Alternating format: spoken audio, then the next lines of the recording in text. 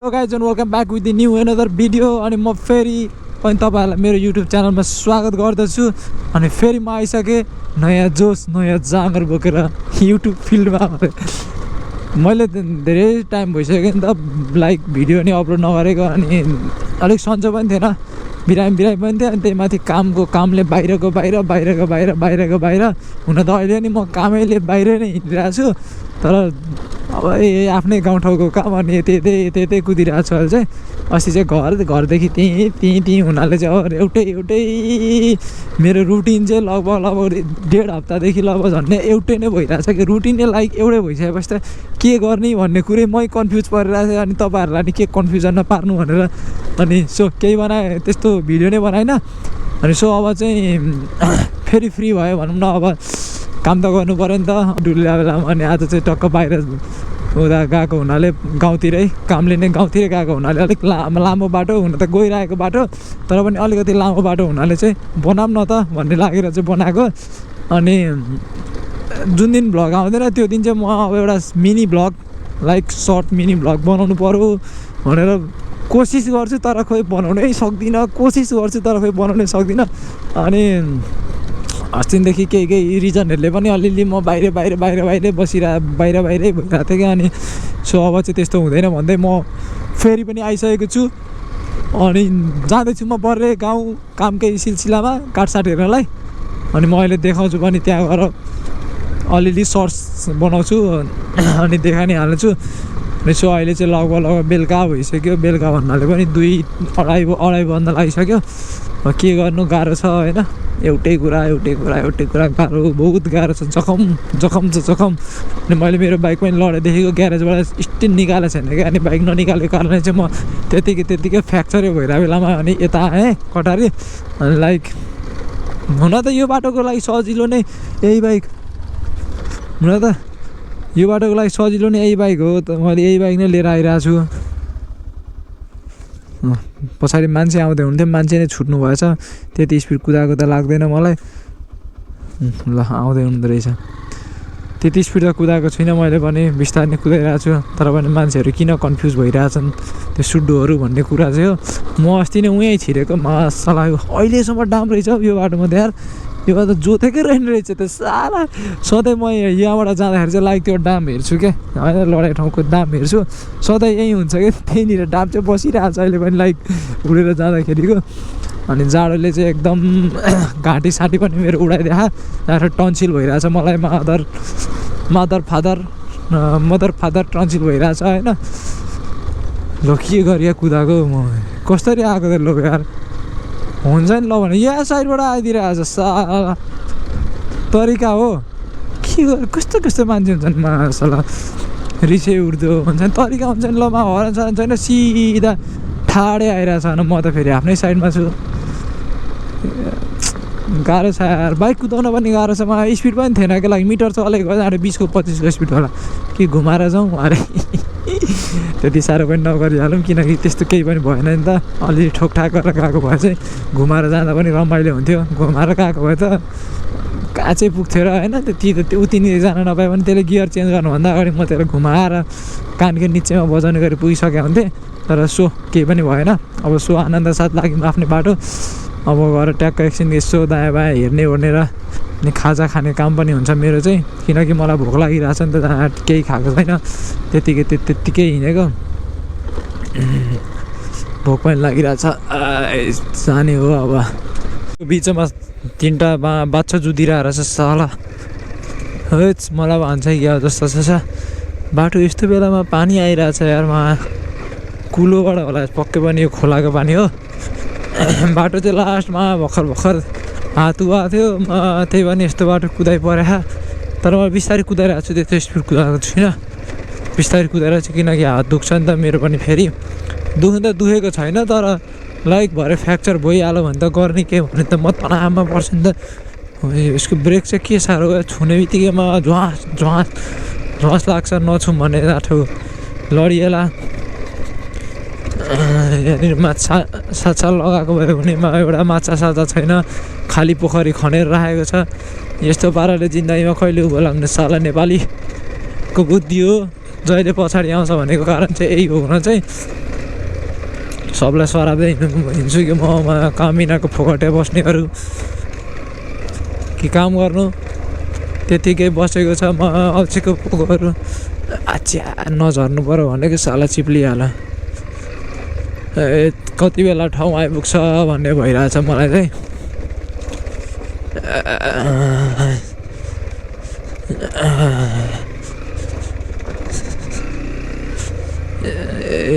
कहाँको बस हेर्दा त स्कुल बस जस्तो छ तर मान्छे बोक्ने बस रहेछ कि कटारी दिउँसो भनेर लेखिरहेको छ दिउँसो कति बजी 31 बजे पुग्छ अरे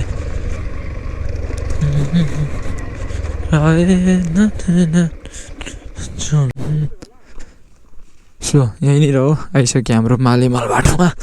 यही हो जस्तो छ हाम्रो माल ल हेरौँ माले माल हो यो चाहिँ सो आइसक्यौँ ल अनि अर्को ठाउँको अब उता अरू टर्ने ठाउँ चाहिँ अब हेर्नुपर्ने हुन्छ सो यहाँको चाहिँ यहीँ सक्यौँ मतलब यहीँ इन गऱ्यौँ यहाँको कामसाम सक्यो अब फेरि निस्किनु पर्ने हुन्छ खोलाको बाटो त होइन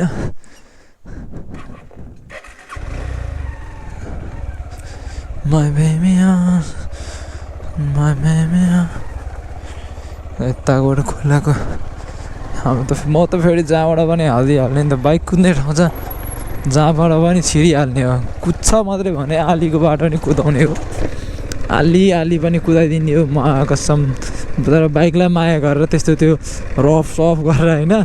लाइक आनन्द सासले जान्छ भने चाहिँ बाटो हुनु पऱ्यो हो गोरु आएछ माई बेबी ए सर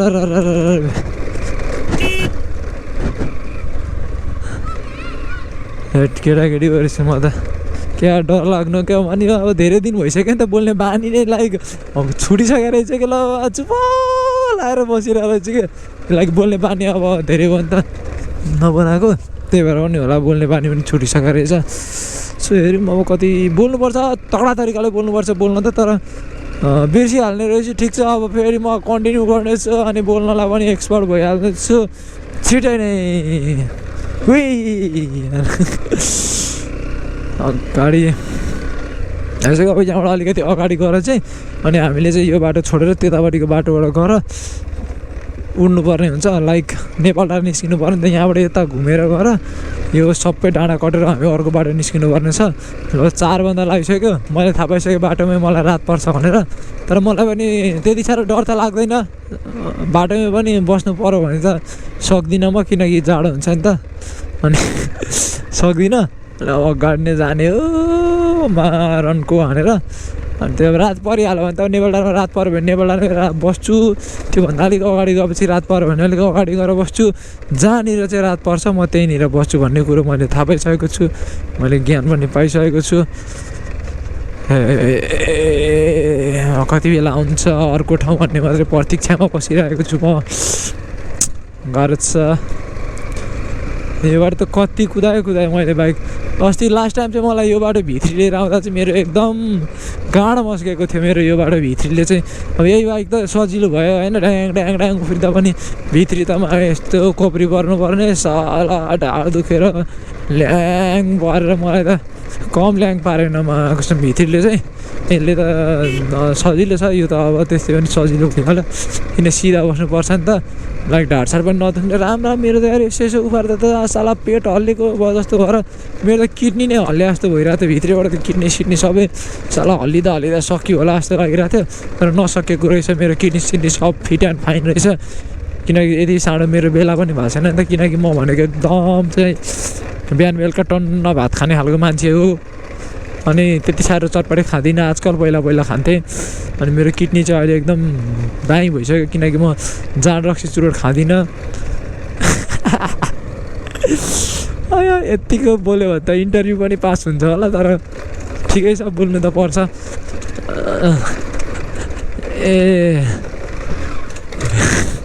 उडाइदिइहाल्ने नि त माकुरी फेरि पानी पनि मैला न मैला रहेछ माई बेबी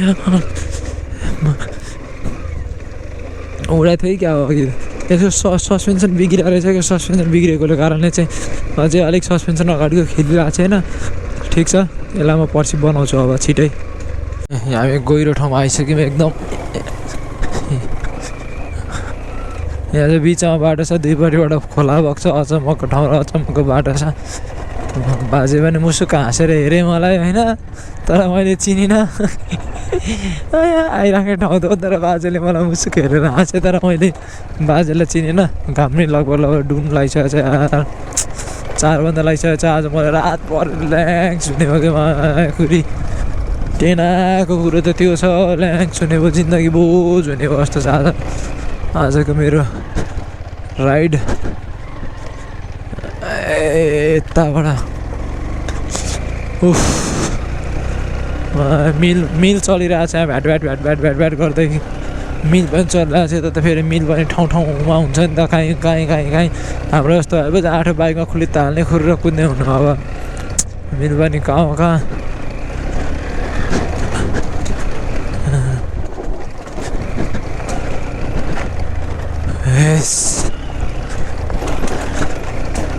बाइक पनि कतर मात्रै गर्छ होइन, खतरा मात्रै गर्छ। माकुरी लास्ट टेन्ना छ बाइक पनि, तनाव छ। अब चाहिँ हामी लागिसक्यौँ हामी अप्ठ्यारो बाटोपट्टि। उतापट्टिको बाटो चाहिँ अब सजिलो थियो, अब यहाँको बाटो चाहिँ म अब त्यति हिँडेँ होइन। पहिला नै मैले नयाँ मेरो भित्री किनेर आउँदाखेरि चाहिँ यो उकालो आउँदाखेरि मेरो बाइक नचढेर खोस्रेर ढुङ्गा थियो। ओहो अहिले त पुरा ग्राभेल बनाइदिएर रहेछ। लु अन्त मजा हुने भयो अब चाहिँ। यतिको बाटो हो भने त मजा भइहाल्यो नि, मजा हुन्छ यतिको बाटो भयो भने चाहिँ। ठिक छ, अब सरासरी जाने हो, खुल्लै खोला जानुपर्छ। फेरि अप्ठ्यारोको बाटो त ठिकै थियो यता चाहिँ। अब यहाँबाट चिप्लोको बाटो सुरु हो, फेरि खोला कटेर उताबाट जानुपर्ने होला। हो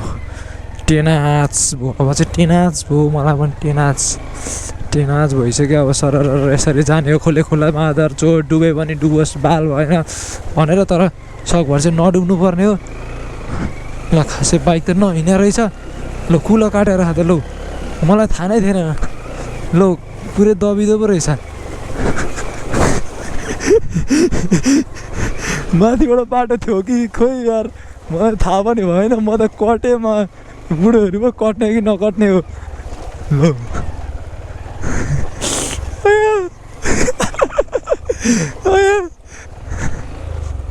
ए बाटो त यता हो त साँच्चै। म त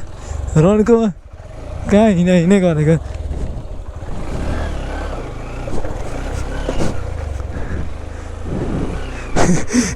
बुढाहरू फसेछन् वहाँनिर।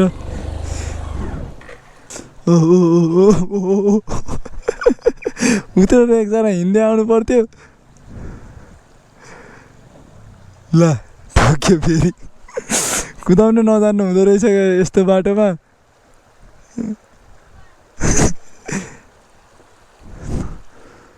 यताबाट यस्तो ल्याएर यहाँबाट यस्तो छिराउनु पर्छ। अनि हाम्रो बाइक एउटा फसिसकेको छ। एउटा बाइक फस्यो, स्टार्ट चाहिँ बन्द गर्न नहुने, फेरि बुढाहरूले स्टार्टै बन्द गरे, तनाव पर्ने हो त।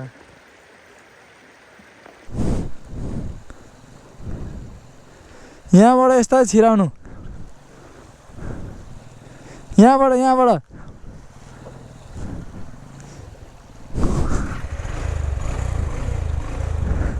खोलाको बाटो अप्ठ्यारो छ हो र। एकजना बरु हिँड्दै यसरी माथिबाट आउनु भयो हुने। बाइक त जाँदैन पुलबाट, यहीँबाट अब बाइक गाडी चढाउने। हिँड्नु ल, तपाईँ अगाडि हिँड्नु न, म पछाडि आउँछु।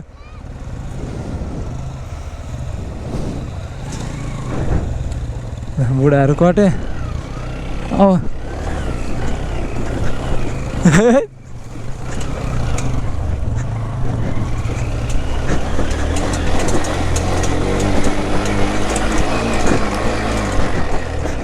सिङ्गल हुनाले म चाहिँ सरासर निस्किहालेँ। बुढाहरू रङ साइड चेपेर फेरि उत्रिँदै ठेलिरहेछन्। जो आज बुढाहरूलाई चाहिँ गाह्रो भयो, हामीलाई त ठिकै हो, मलाई त बुढाहरूलाई त ल्याङ्स भएछ। एक्सपिरियन्स बटुल्दै बुढाहरू सो यो रमाइलो भनेको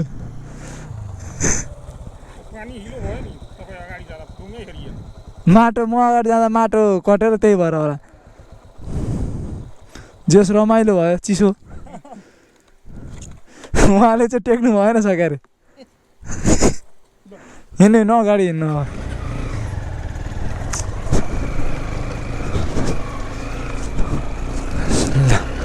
आउँदै हुनुहुन्छ हो सबै निस्किसक्यौँ हामीले यहाँ पनि एकचोटि ट्रक लिएर आउँदा ट्रक ननिस्केर ठेलामा ठेलाइ भन्नाले पनि ढुङ्गा लोड गराइमा तलबाट ढुङ्गा ल्याएर बोकेर ढुङ्गा लोड गराइमा परेको थियौँ हामी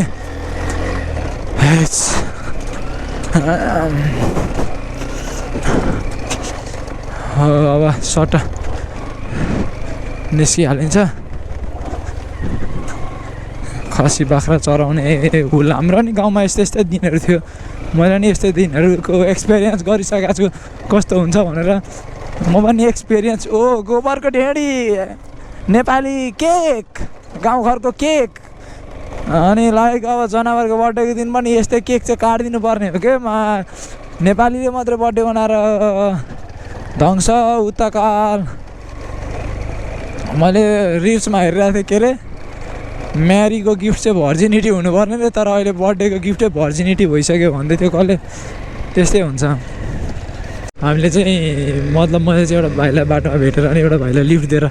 पछाडि राखिसकेँ हो क्यामेरामा हेर्नु न भाइ पछाडि च्याएर टुक्टुक हेरिरहेको छ भाइको बिचरा झोला सोलाले चाहिँ यस्तो बाटोमा अनि एक्लै हिँडेर रहेछ क्या भाइ अनि भाइ तिमी यस्तो बाटोमा किन एक्लै हिँडेको यस्तो बाटोमा एक्लै हिँड्दा डर लाग्दैन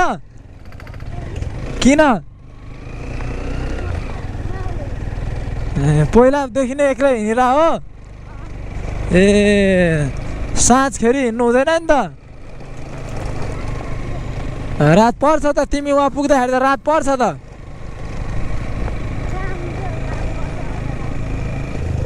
के घरमा काम गरिओरि आएको ए घरमा चाहिँ के काम गर्यौ नि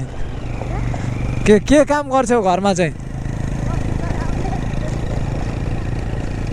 ए घाँस सास काट्ने काम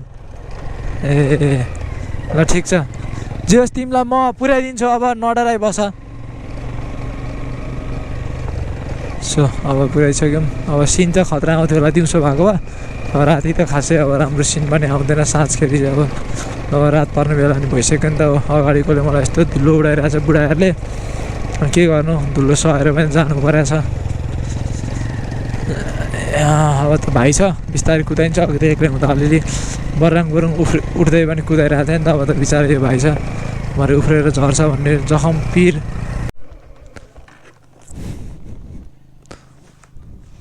ल भाइ ल टाटा बाई बाई मजाले जाऊ सुजन भाइ